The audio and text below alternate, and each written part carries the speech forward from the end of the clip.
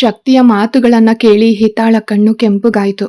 ತನ್ನ ಪೂರ್ಣ ಬಲದಿಂದ ಶಕ್ತಿಯ ಎದೆ ಮೇಲೆ ಗುದ್ದಿದವಳು ಅವನು ತತ್ತರಿಸಿ ದೂರ ಹೋದ ಸಮಯದಲ್ಲೇ 10 ಹೆಜ್ಜೆ ದೂರ ನಿಂತ್ಲು. ನೀನ್ ಹೇಳಿದ್ದು ಸತ್ಯ. ಅಂದು ನೀನು ನನ್ನನ್ನ ಮುಟ್ಟೋಕೆ ಕಾರಣ ನಾನು ನಿನ್ನ ಹೆಂಡತಿಯಾಗಿದ್ದೆ. ನನ್ನ ಇಷ್ಟದಂತೆಯೇ ಎಲ್ಲವೂ ನಡೆದಿತ್ತು. ಆದ್ರೆ ಇಂದು ನಿನಗೂ ನನಗೂ ಯಾವುದೇ ಸಂಬಂಧ ಇಲ್ಲ. ನೀನು ಮುಟ್ಟಿದ ಜಾಗನೆಲ್ಲ ಡೆಟಾಲ್ ಹಾಕಿ ತೊಳಿಬೇಕು. ಹಳೆ ನೆನಪಿನಲ್ಲಿ ನನ್ನ ಹತ್ರ ಬರಬೇಡ, ಸುಮ್ಮನೆ ಇರಲ್ಲ ಅಂತ ಎಚ್ಚರಿಸಿ ತನ್ನ ಸಾಮಾನುಗಳನ್ನು ತಗೊಂಡು ವೇಗವಾಗಿ ನಡೆದ್ಲು. ಶಕ್ತಿ ಸ್ತಬ್ಧನಾಗಿ ನಿಂತಿದ್ದ. ಅವಮಾನ ಒಂದು ಕಡೆ ಆದರೆ ಅವಳ ಸಿಟ್ಟು ಅವನನ್ನ ಆಶ್ಚರ್ಯಗೊಳಿಸಿತ್ತು. ತನಗೆ ಸದಾ ಶರಣಾಗ್ತಾ ಇದ್ದವಳು ಇಂದು ತನಗೆ ಎಚ್ಚರಿಕೆ ಕೊಟ್ಟು ಹೋಗ್ತಿದ್ದಾಳೆ. ಅವಳನ್ನ ಹಿಡಿದು ತುಳಿಬೇಕು ಅನ್ಸುವಷ್ಟು ಸಿಟ್ಟು ಬಂತು ಶಕ್ತಿಗೆ. ತನ್ನ ಕೋಪವನ್ನ ನಿಯಂತ್ರಿಸೋಕಾಗದೆ ನೆಲಕ್ಕೆ ಒದ್ದ. ಹಿತಾಳ ಕೈಯಿಂದ ಕವರ್ ಕೆಳಗಡೆ ಬಿತ್ತು. ಶಕ್ತಿ ಬಗ್ಗಿ ಆ ಕವರ್ ತೆಗೆದು ತಕ್ಷಣ ತಲೆ ಕೆಳಗಾಗಿ ಸುರಿದ. ಒಳಗಡೆಯಿಂದ ಒಂದು ಕವರ್ ಹೊರಗಡೆ ಬಂದು ಬೀಳ್ತು. ಅದ್ರ ಜೊತೆಗೆ ಮಕ್ಕಳ ಹೇರ್ ಕ್ಲಿಪ್ ಮತ್ತೆ ಕಾಡಿಗೆಯ ಡಬ್ಬಿ ಬಿತ್ತು. ಹುಬ್ಬು ಗಂಟಿಕೆ ಎಲ್ಲವನ್ನ ಕೈಗೆತ್ತಿಕೊಂಡವನು ಆ ಪ್ಲಾಸ್ಟಿಕ್ ಕವರ್ನಲ್ಲಿದ್ದ ಬಟ್ಟೆಯನ್ನ ಬಿಡಿಸ್ದ.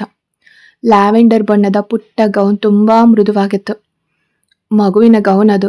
ಕ್ಲಿಪ್, ಕಾಡಿಗೆ ಇವೆಲ್ಲವನ್ನ ನೋಡಿದ ಅವನ ಮನಸ್ಸಿನಲ್ಲಿ ಹೆಸರಿಡಲಾಗದ ಭಾವನೆ ಒಂದು ದೊಡ್ಡ ಅಲೆಯಂತೆ ಅಪ್ಪಳಿಸಿತ್ತು.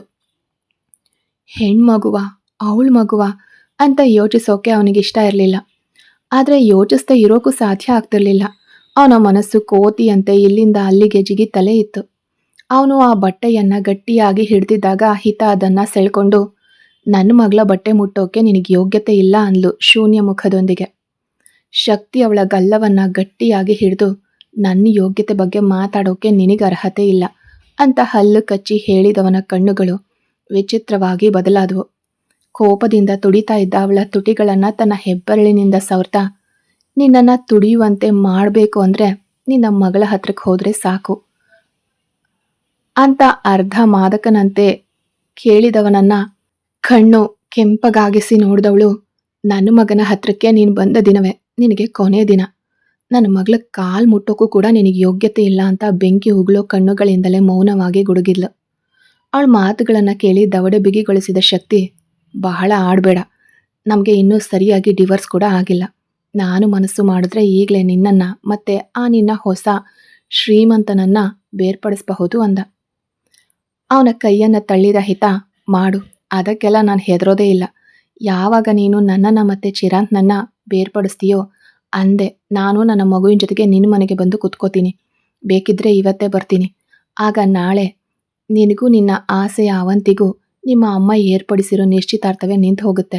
ನಿಮ್ಮ ಅಮ್ಮ ಎಲ್ರ ಮುಂದೆ ಅವಮಾನ ಅನುಭವಿಸ್ಬೇಕಾಗತ್ತೆ. ಮೊದಲ ಹೆಂಡತಿ ಇರೋವಾಗಲೇ ನೀನು ಇನ್ನೊಂದು ಮದುವೆ ಆಗೋಕೆ ನೋಡ್ತಿದ್ಯಾ ಅಂತ ಊರಿಡಿ ತಿಳಿಯುತ್ತೆ. ಎಲ್ಲರೂ ನಿನ್ನನ್ನು ಒಬ್ಬ ಹೆಣ್ಣು ಬಾಕನಂತೆ ನೋಡ್ತಾರೆ. ನನಗೆ ತೊಂದರೆ ಕೊಡೋ ನಿನ್ನ ಅಮ್ಮನ ಕಾಫಿಯಲ್ಲಿ ವಿಷ ಬೆರೆಸಿ ಕೊಟ್ಬಿಡ್ತೀನಿ ಅಂದ್ಲು ಅಸಡ್ಡೆಯಿಂದ ಹಿತ. ಶಕ್ತಿ ಬೆಚ್ಚಿ ಬಿದ್ದ. ನೀನು ನನ್ನ ಅಮ್ಮನ ಹತ್ರಕ್ಕೆ ಬಂದ ದಿನವೇ ನಿನಗೆ ಕೊನೆ ಕ್ಷಣ ಅಂದ.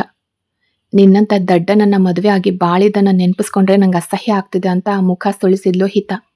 ಏಯ್ ಅಂತ ಅವಳನ್ನ ಹೊಡೆಯೋಕೆ ಕೈ ಎತ್ತಿದಾಗ ಒಂದು ಉಕ್ಕಿನ ಕೈ ಶಕ್ತಿಯ ಕೈಯನ್ನ ಹಿಡಿದು ತಿರುಗಿಸಿತ್ತು.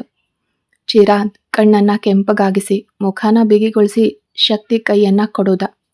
ಡೋಂಟ್ ಟಚ್ ಮೈ ಗರ್ಲ್, ಅನಾವಶ್ಯಕವಾಗಿ ನನ್ನ ದಾರಿಗೆ ಅಡ್ಡ ಬರಬೇಡ ಅಂತ ಹಿತಾಳ ಭುಜದ ಮೇಲೆ ಕೈ ಹಾಕಿ, ಬಾ ಹೋಗೋಣ ಹಿತ, ಇನ್ಮುಂದೆ ಎಲ್ಗೂ ಒಬ್ಳೆ ಹೋಗಬೇಡ ಅಂದ. ಆ ದೃಶ್ಯವನ್ನ ಕಂಡು ಶಕ್ತಿಯ ಮುಖ ಉರಿಯತೊಡಗಿತ್ತು. ನಾಳೆ ತನ್ನ ತಾಯಿಗೆ ಅವಮಾನ ಆಗಬಾರ್ದು ಅಂತ ಸುಮ್ಮನೆ ನಿಂತುಬಿಟ್ಟ. ಚಿರಾಂತ್ ಕಾರಿನ ಬಾಗಿಲು ತೆರೆಯೋದು ಮತ್ತೆ ಹಿತ ನಿಧಾನವಾಗಿ ಕುತ್ಕೊಳ್ಳೋದು ಕಂಡು ಶಕ್ತಿಯ ಮೈ ಉರಿತು.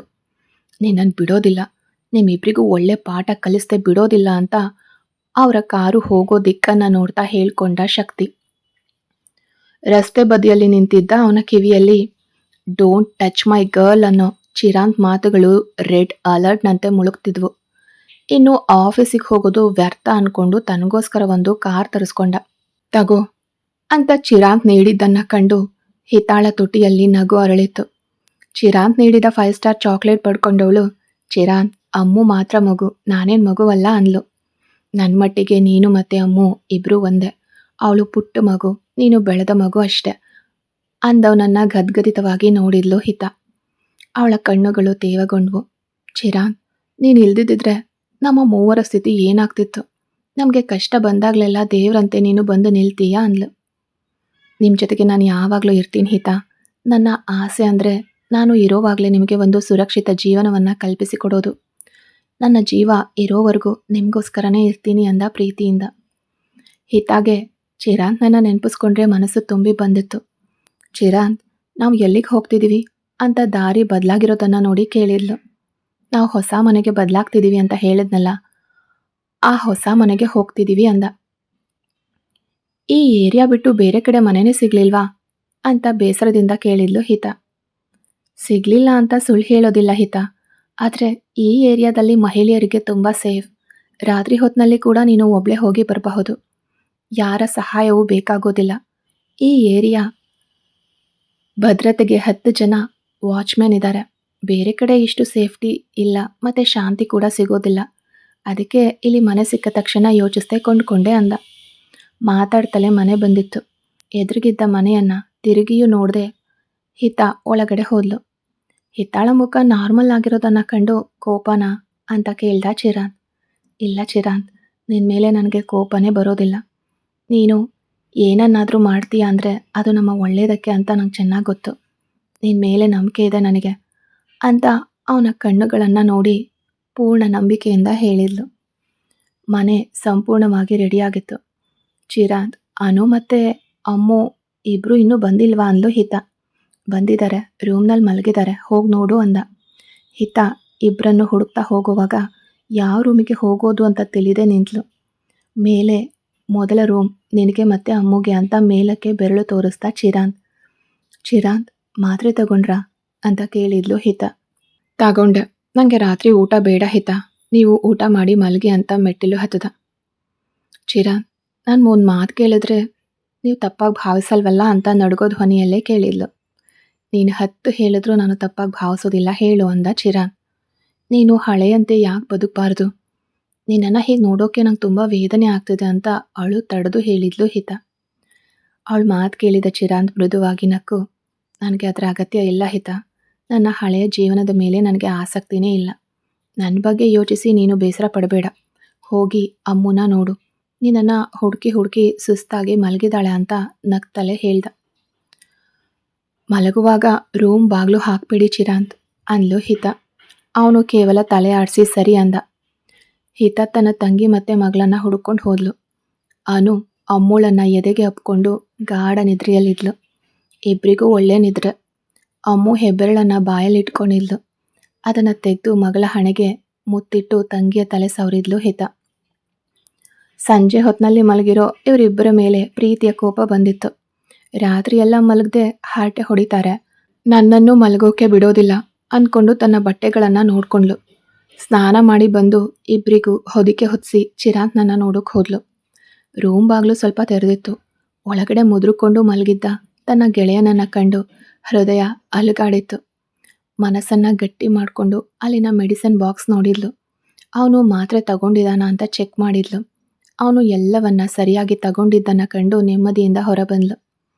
ಇತ್ತ ಶಕ್ತಿ ತನ್ನ ಕಾರ್ನಲ್ಲಿ ಒಳಗಡೆ ಬಂದ.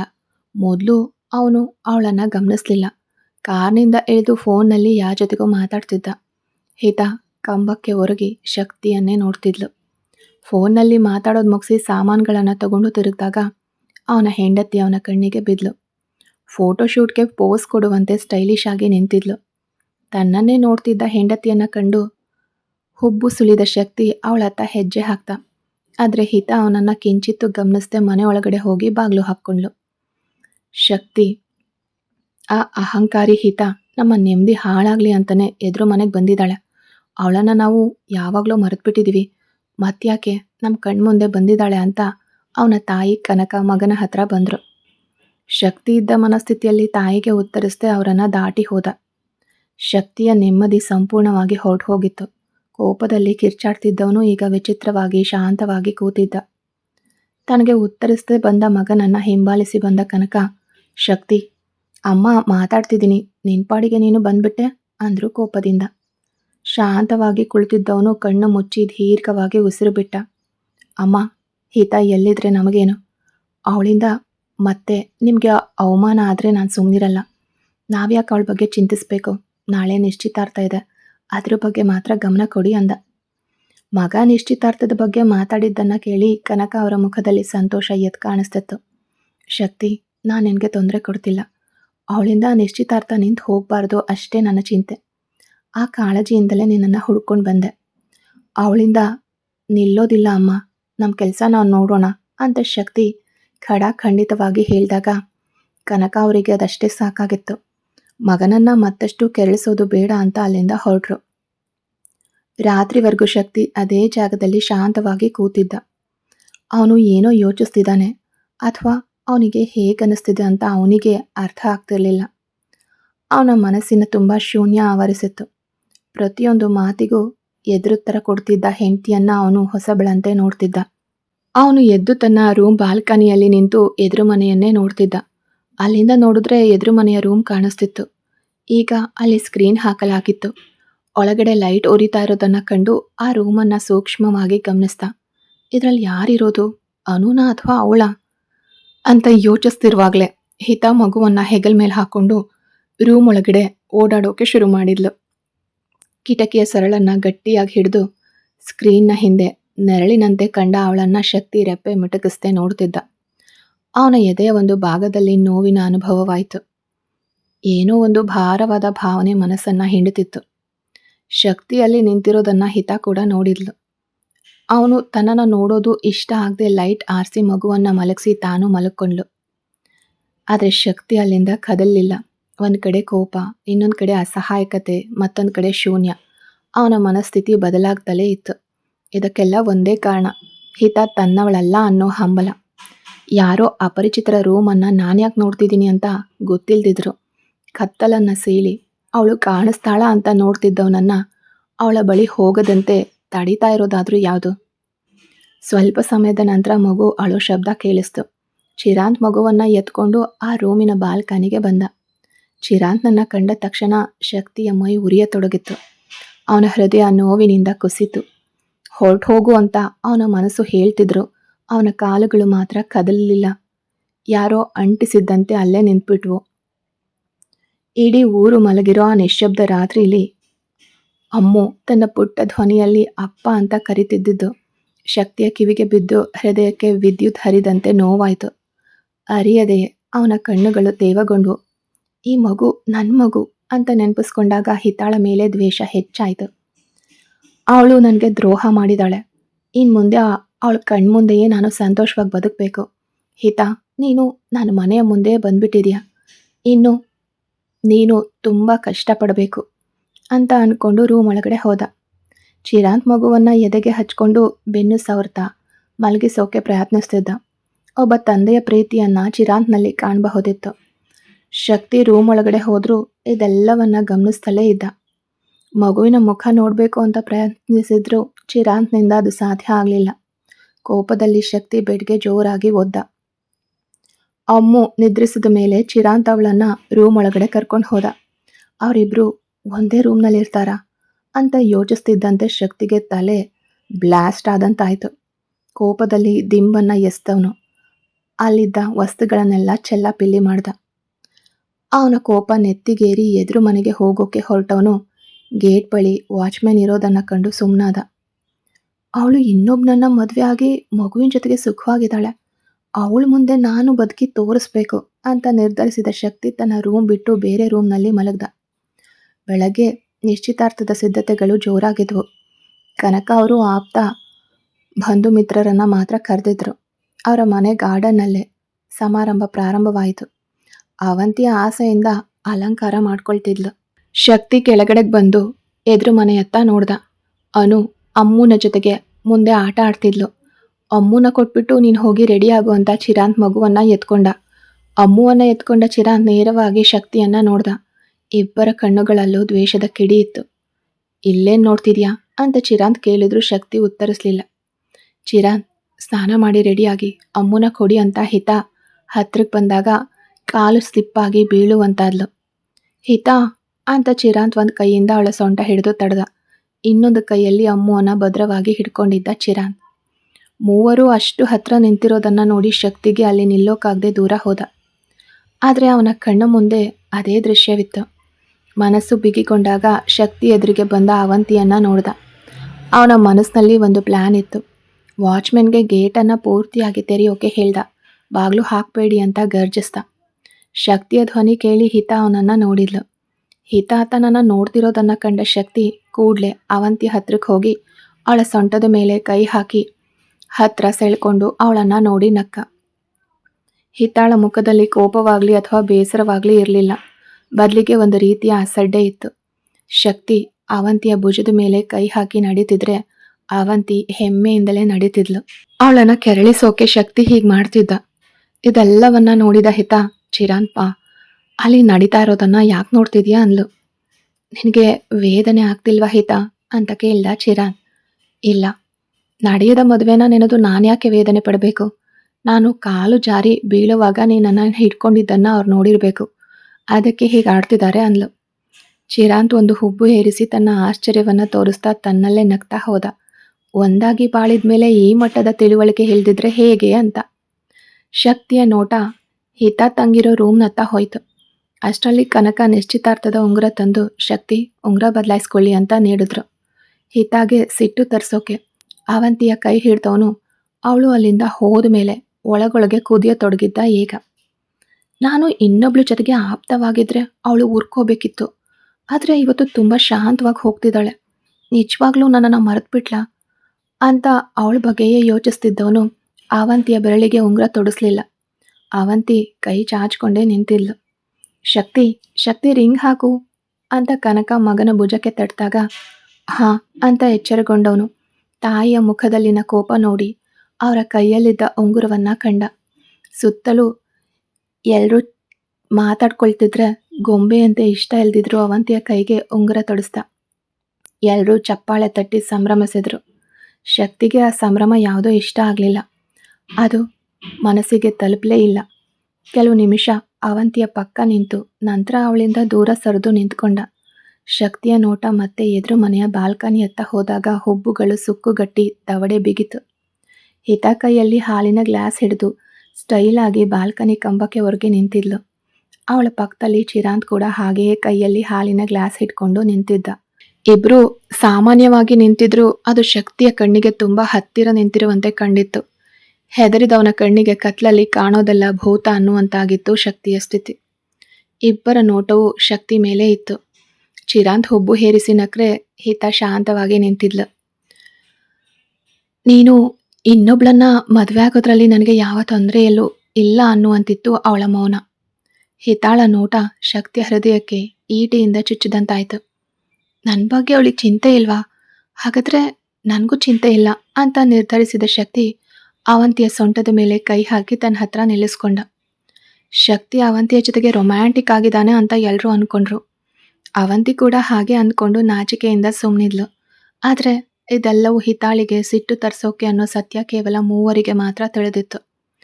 ಶಕ್ತಿ ಕೆಲಸ ನೋಡಿ ಆಶ್ಚರ್ಯಪಟ್ಟವಳಂತೆ ಹಿತ ಚಿರಾಂತ್ ಭುಜದ ಮೇಲೆ ಕೈ ಹಾಕಿ ಶಕ್ತಿಯನ್ನು ನೋಡಿ ಕಣ್ಣು ಹೊಡೆದು ಅವನನ್ನು ಕೆಣಕಿದ್ಲು. ಶಕ್ತಿ ಅದನ್ನು ಕಂಡು ಗಾಬರಿಯಾದರೂ ಮುಖದಲ್ಲಿ ತೋರಿಸ್ಕೊಳ್ದೆ ಹಣೆ ಸುಕ್ಕುಗಟ್ಟಿಸಿ ನೋಡ್ತಿದ್ದ. ಅವನು ನೋಡ್ತಿರುವಾಗಲೇ ಚಿರಾಂತ್ ಹಿತಾಳ ಕೈ ಹಿಡಿದು ಒಳಗಡೆ ಕರ್ಕೊಂಡು ಹೋದ. ಇವನನ್ನ ಅಂತ ಹಲ್ಲು ಕಡ್ದ ಶಕ್ತಿ. ಶಕ್ತಿ ಬಾ ಫೋಟೋ ತಗೊಳ್ಳೋಣ ಅಂತ ಅಷ್ಟರಲ್ಲೇ ಅವಂತಿ ಎಳ್ಕೊಂಡು ಹೋದಾಗ ಇಷ್ಟವಿಲ್ಲದೆ ಹೋದವನು ಫೋಟೋಗೆ ಸರಿಯಾಗಿ ಪೋಸ್ ನೀಡಲೇ ಇಲ್ಲ. ಅವಳಿಂದ ದೂರವೇ ನಿಂತ್ಕೊಂಡ. ಫೋಟೋಗ್ರಾಫರ್ ಕೂಡ ಬೇಸತ್ತು ಸಾಕು ಸರ್ ಅಂದ್ಬಿಟ್ರು. ಹಿತ ಅವನಿಗೆ ಸಿಟ್ಟು ತರಿಸೋಕೆ ನಿನಗೆ ನಾನೇ ಸಿಕ್ಕದ್ನ ಅಂದ ಚಿರಾಂತ್. ಇದಕ್ಕಾಗಿ ನಾನು ಬಾಡಿಗೆಗೆ ಆಳ್ ತರೋಕೆ ಸಾಧ್ಯನಾ ಚಿರಾಂತ್ ಅಂದ್ಲು. ನೀನು ಮಾಡಿದ್ರು ಮಾಡ್ತೀಯ ಹಿತ ಅಂದ ಅವನು. ಗೊತ್ತಿದ್ರೆ ಸರಿ ಅಂದವಳು ಚಿರಾಂತ್ ಕೈಯಲ್ಲಿದ್ದ ಗ್ಲಾಸ್ ಪಡೆದು ಹೊರಟ್ಲು. ಅವನ ಕಣ್ಣಲ್ಲಿ ಜ್ವಾಲಾಮುಖಿ ಸಿಡಿತಿದೆ ಹಿತ ಅಂದ ಚಿರಾಂತ್. ಆ ಜ್ವಾಲಾಮುಖಿಯಲ್ಲಿ ಸಿಕ್ಕು ಮೊದಲು ಅವರಮ್ಮ ಸಾಯ್ಲಿ, ನಾವು ದೂರ ನಿಂತು ನೋಡೋಣ ಅಂತ ತಮಾಷೆ ಮಾಡಿದ್ಲು ಹಿತ. ಈಗ ನೋಡಿದ ಹಾಗೇನಾ ಅಂತ ಚಿರಾಂತ್ ನಗ್ತಾ ಕೇಳ್ದ. ಅದರಲ್ಲಿ ಏನು ತಪ್ಪು ಚಿರಾಂತ್ ಅಂದ್ಲು ಹಿತ. ಅಮ್ಮ ತಾಯಿ ಯಾವುದೋ ಕುಲದೇವರಿಗೆ ಹರಕೆ ಹೊತ್ತು ಕುರಿನ ಬಲಿ ಕೊಡುವಂತೆ ನನ್ನ ಬಲಿ ಕೊಡದೆ ಬಿಡಲ್ಲ ಅನ್ಸುತ್ತೆ ಅಂದ ಚಿರಾಂತ್. ನೀನೇ ತಾನೆ ಈ ಮನೆಯನ್ನ ಆರಿಸಿದ್ದು, ಹಾಗಾಗಿ ನೀನೇ ಬಲಿಪಶು ಅಂದ್ಲು ನಗ್ತಾ ಹಿತ. ಅಯ್ಯೋ ಪಾಪಿ ಅಂತ ಸುಳ್ಳು ಗಾಬರಿಗೊಂಡವನಂತೆ ನಟಿಸ್ತಾ ದಿಢೀರನೆ ಕೆಮ್ಮೋಕೆ ಶುರು ಮಾಡ್ದ. ಚಿರಾಂತ್ ಅಂತ ಫಾಸ್ಟಾಗಿ ಅವನ ಹತ್ರಕ್ಕೆ ಬಂದವಳು ಅವನ ಎದೆಯನ್ನು ಸವರಿ ಸೋಫಾದಲ್ಲಿ ಕುಳ್ಳಿರಿಸಿ ಅವಸರವಾಗಿ ರೂಮ್ಗೆ ಓಡಿ ಮಾತ್ರೆ ತಂದು ಕೊಟ್ಲು. ಅದನ್ನು ಸೇವಿಸಿ ನೀರು ಕುಡಿದ ನಂತರ ಚಿರಾಂತ್ ಕೆಮ್ಮು ಸ್ವಲ್ಪ ಕಡಿಮೆ ಆಯಿತು. ಉಸಿರು ಜೋರಾಗಿ ತೆಗೆದುಕೊಳ್ತಾ ಸೋಫಾಕ್ಕೆ ಒರಗ್ದವನು ಕಳವಳದಿಂದ ನಿಂತಿದ್ದವಳನ್ನ ನೋಡಿ ಮೃದುವಾಗಿ ನಕ್ಕ. ಅಳ್ಬೇಡ ಹಿತ ಅಂತ ಗದ್ಗದಿತ ಧ್ವನಿಯಲ್ಲಿ ಹೇಳಿದವನ ಬಾಯನ್ನ ಹಿತ ತನ್ನ ಬೆರಳಿನಿಂದ ಮುಚ್ಚಿ ಅವನ ಎದೆಯನ್ನ ಸವರಿದ್ಲು. ನೋವಿನಲ್ಲೂ ನಕ್ಕವನು ಅವಳ ಕೈ ಹಿಡಿದು ಕಣ್ಣಿಗೆ ಒತ್ಕೊಂಡು ಅವಳ ಮಡಿಲಲ್ಲೇ ತಲೆ ಇಟ್ಕೊಂಡ. ಹಿತ ಅವನನ್ನ ತಡಿಲಿಲ್ಲ. ಚಿರಾಂತ್ ತಲೆ ಸವರಿದವಳು ಕಣ್ಣೀರು ಅವನ ಮೇಲೆ ಬೀಳೋ ಮುನ್ನವೇ ಒರೆಸ್ಕೊಂಡ್ಲು. ಹಿತಾಗೆ ಸಿಟ್ಟು ತರ್ಸೋಕೆ ಅವಳನ್ನ ಹುಡುಕೊಂಡು ಬಂದ ಅವಂತಿ ಕಣ್ಣಿಗೆ ಇವರಿಬ್ರು ಹೀಗಿರೋ ದೃಶ್ಯ ಬಿದ್ದು ಬಿಟ್ಟಿತ್ತು. ನಾಗರಿಕತೆ ಕೂಡ ಇಲ್ಲದೆ ಇರೋಳು ಹಾಗೆ ಅದನ್ನು ತನ್ನ ಫೋನ್ನಲ್ಲಿ ಫೋಟೋ ತೆಗೆದುಕೊಂಡವಳು ಫಾಸ್ಟಾಗಿ ತನ್ನ ಮನೆ ಹತ್ತ ಓಡಿದ್ಲು. ಅತ್ತೆಮ್ಮ ಅತ್ತೆಮ್ಮ ಅಂತ ಜಿಗಿತಾ ಬಂದವಳನ್ನ ಕಂಡು ಕನಕ ನಗ್ತಾ ಎಲ್ಲಿಗೆ ಹೋಗಿದ್ದೆ ಅವಂತಿ ಅಂತ ಕೇಳಿದ್ರು. ಅತ್ತೆಮ್ಮ ನಾನು ಅಲ್ಲಿಗೆ ಹೋಗಿದ್ದೆ ಅಂತ ಈ ಫೋಟೋ ತೆಗೆದು ನೋಡಿದ್ರೆ ನಿಮಗೆ ತಿಳಿಯುತ್ತೆ ನೋಡಿ ಅಂತ ತನ್ನ ಫೋನ್ ಕೊಟ್ಲು. ಚಿರಾಂತ್ ಮತ್ತೆ ಹಿತ ಇಬ್ಬರನ್ನ ನೋಡಿದವರು ನೀನು ಯಾಕೆ ಅಲ್ಲಿಗೆ ಹೋಗಿದ್ದೆ ಅವಂತಿ ಅಂತ ಕೇಳಿದ್ರು ಕನಕ. ಅವಳಿಗೆ 4 ಮಾತುಗಳನ್ನು ಕೇಳೋಣ ಅಂತ ಅತ್ತೆಮ್ಮ ಅನ್ಲು ಅವಂತಿ. ಅದು ನಮಗೆ ಬೇಡ ಅವಂತಿ. ಇನ್ನು ಮುಂದೆ ಯಾವುದೇ ಕಾರಣಕ್ಕೂ ನೀನು ಎದುರು ಮನೆಗೆ ಹೋಗಬಾರ್ದು. ನಿನ್ನ ಮದುವೆ ಮೇಲೆ ಮಾತ್ರ ಗಮನ ಕೊಡು, ಶಕ್ತಿ ಜೊತೆಗೇ ಇರು ಅಂತ ಮಾತಾಡ್ತಿರುವಾಗಲೇ ತಾಯಿಯ ಕೈಯಲ್ಲಿದ್ದ ಫೋನ್ ಕಿತ್ಕೊಂಡ ಶಕ್ತಿ ಸ್ಕ್ರೀನ್ನಲ್ಲಿದ್ದ ಅವರಿಬ್ಬರ ಫೋಟೋನ ಕಂಡು ತನ್ನ ಭಾವನೆಗಳನ್ನು ತನ್ನಲ್ಲೇ ಹತ್ತಿಕ್ತ. ಅಮ್ಮ ನನಗೆ ತುಂಬಾ ಸುಸ್ತಾಗಿದೆ, ನಾನು ಹೋಗಿ ರೆಸ್ಟ್ ತಗೋತೀನಿ ಅಂತ ಶಕ್ತಿ ಬಿರುಗಾಳಿಯಂತೆ ತನ್ನ ರೂಮ್ ಕಡೆಗೆ ಹೋದ. ಅವಂತಿ ನೀನೇ ನೋಡಿದ್ಯಲ್ಲ, ಈ ಫೋಟೋ ನೋಡಿದ್ರು ಕೂಡ ಶಕ್ತಿ ಏನೂ ರಿಯಾಕ್ಟ್ ಮಾಡಲಿಲ್ಲ ಅಂದರೆ ಏನರ್ಥ ಅಂದರು ಕನಕ. ಏನರ್ಥ ಅತ್ಯಮ್ಮ ಅಂದ್ಲು ಅವಂತಿ. ಶಕ್ತಿ ಪೂರ್ತಿಯಾಗಿ ಹಿತಾಳನ್ನ ದ್ವೇಷಿಸ್ತಿದ್ದಾನೆ. ಇದು ನಿನಗೆ ಸರಿಯಾದ ಟೈಮು. ಇನ್ನು ಶಕ್ತಿ ಮನಸ್ಸಿನಲ್ಲಿ ನೀನು ಜಾಗ ಪಡಿಬೇಕು. ಇಂತಹ ಕೀಳು ಕೆಲಸ ಮಾಡಿ ಅವನ ಮನಸ್ಸಿನಲ್ಲಿ ದ್ವೇಷ ಹುಟ್ಟಿಸ್ಬೇಡ. ಅವನ ಮನಸ್ಸಿನಲ್ಲಿ ನಿನ್ನ ಮೇಲೆ ಪ್ರೀತಿ ಬರುವಂತೆ ಮಾಡು. ಅತ್ತೆ ನಿನಗೆ ಕೊಡ್ತಿರೋ ಕೆಲಸ ಇದೊಂದೇ. ಹೇಗಾದರೂ ಮಾಡಿ ಶಕ್ತಿ ಮನಸ್ಸಿನಲ್ಲಿ ಜಾಗ ಹಿಡಿದು ಸುಖವಾಗಿ ಬಾಳೋ ದಾರಿ ನೋಡು ಅಂದರು ಸೊಸೆಯ ಗಲ್ಲವನ್ನ ಸವರ್ತ. ಸಾರಿ ಅತ್ತಮ್ಮ, ಇನ್ನು ಮುಂದೆ ಇಂತಹ ಸಣ್ಣತನ ಮಾಡೋದಿಲ್ಲ. ಶಕ್ತಿ ಮನಸ್ಸಿನಲ್ಲಿ ಖಂಡಿತ ಜಾಗ ಪಡಿತೀನಿ. ನಮ್ಮ ಮದುವೆ ಪೂರ್ಣ ಪ್ರೀತಿಯಿಂದಲೇ ನಡೆಯುತ್ತೆ ಅಂದ್ಲು ಅವಂತಿ. ಇತ್ತ ಶಕ್ತಿ ಶಾಂತವಾಗಿ ರೂಮ್ ಒಳಗಡೆ ಬಂದರೂ ಅವನ ಮನಸ್ಸು ಕುದೀತಿತ್ತು. ತನ್ನ ಮುಖವನ್ನು ಕನ್ನಡಿಯಲ್ಲಿ ನೋಡ್ಕೊಂಡವನು ನಿನಗೆ ಏನು ಕಡಿಮೆ ಶಕ್ತಿ, ಅವಳು ಯಾಕೆ ನಿನ್ನನ್ನು ಬಿಟ್ಟು ಹೋದ್ಲು ಅಂತ ಕೇಳ್ತಾ ಕನ್ನಡಿಯಲ್ಲಿದ್ದ ತನ್ನ ಮುಖಕ್ಕೆ ಜೋರಾಗಿ ಗುದ್ದುದ. ಕನ್ನಡಿ ಒಡೆದು ಚೂರಾಯಿತು. ಶಕ್ತಿಯ ಕೈಯಿಂದ ರಕ್ತ ಸುಡಿಯತೊಡಗಿತ್ತು. ಕನ್ನಡಿ ಒಡೆದಂತೆ ಅವಳ ಮನಸ್ಸು ಕೂಡ ಒಡೆದಿದೆ ಅನ್ನೋದನ್ನು ಅರ್ಥ ಮಾಡ್ಕೊಳ್ದೆ ಕಾಡು ಮೃಗದಂತೆ ವರ್ತಿಸೋಕೆ ಶುರು ಮಾಡ್ದ ಶಕ್ತಿ. ನನ್ನನ್ನು ಅಷ್ಟು ಬೇಗ ಹೇಗೆ ಮರೆತ್ಲು? ನಾವಿಬ್ಬರು ಒಂದಾಗಿ ಬಾಳಿದ ಜೀವನ ಮರೆಯುವಂಥದ್ದ? ಹೇಗೆ ನನ್ನನ್ನು ಇಷ್ಟು ಸುಲಭವಾಗಿ ಎಸ್ದು ಬಿಟ್ಲು? ಅವಳು ಮಾಡಿದ ತಪ್ಪಿಗೆ ತಾನೇ ನಾನು ಶಿಕ್ಷೆ ಕೊಟ್ಟೆ. ಅದಕ್ಕೋಸ್ಕರ ನನ್ನನ್ನು ಸಂಪೂರ್ಣವಾಗಿ ಬಿಟ್ಟು ಹೋಗ್ತಾಳ? ಇನ್ನೊಬ್ಬನನ್ನು ಹೇಗೆ ಒಪ್ಕೊಂಡ್ಲು? ನನ್ನ ಅಮ್ಮ ಎಷ್ಟು ಮುಖ್ಯ ಅಂತ ಪ್ರತಿದಿನ ಅವಳಿಗೆ ನಾನು ಹೇಳ್ತಿದ್ರು, ಅವಳು ಮರ್ತಿದ್ದು ಅದನ್ನೆಲ್ಲ ಅವಳು ತಪ್ಪಲ್ವಾ ಅಂತ ಪೂರ್ತಿ ಆರೋಪವನ್ನು ಹಿತ ಮೇಲೆಯೇ ಸುಲಭವಾಗಿ ಹಾಕ್ಬಿಟ್ಟ. ಅವರಿಬ್ಬರು ಪ್ರತ್ಯೇಕವಾಗಲು ಅವಳ ಕಾರಣನ? ಇಲ್ಲ ಕುರುಡು ತಾಯಿ ಪ್ರೇಮ ಕಾರಣನ? ಕಣ್ಣಿದ್ದು ಕುರುಡನಂತೆ ಕತ್ಲಲ್ಲೇ ಬದುಕ್ತಿದ್ದಾನೆ ಶಕ್ತಿ. ಮುಂದೆ ಸತ್ಯ ತಿಳ್ಕೊತಾನ ನೋಡೋಣ. ಕತೆ ಮುಂದುವರಿಯುತ್ತೆ. ಯಾರೆಲ್ಲ ಸಬ್ಸ್ಕ್ರೈಬ್ ಮಾಡಿಕೊಳ್ಳದೆ ಕತೆಗಳನ್ನು ಕೇಳ್ತಿದ್ದೀರಾ, ದಯವಿಟ್ಟು ಸಬ್ಸ್ಕ್ರೈಬ್ ಮಾಡಿಕೊಂಡು ಕತೆಗಳನ್ನು ಕೇಳಿ.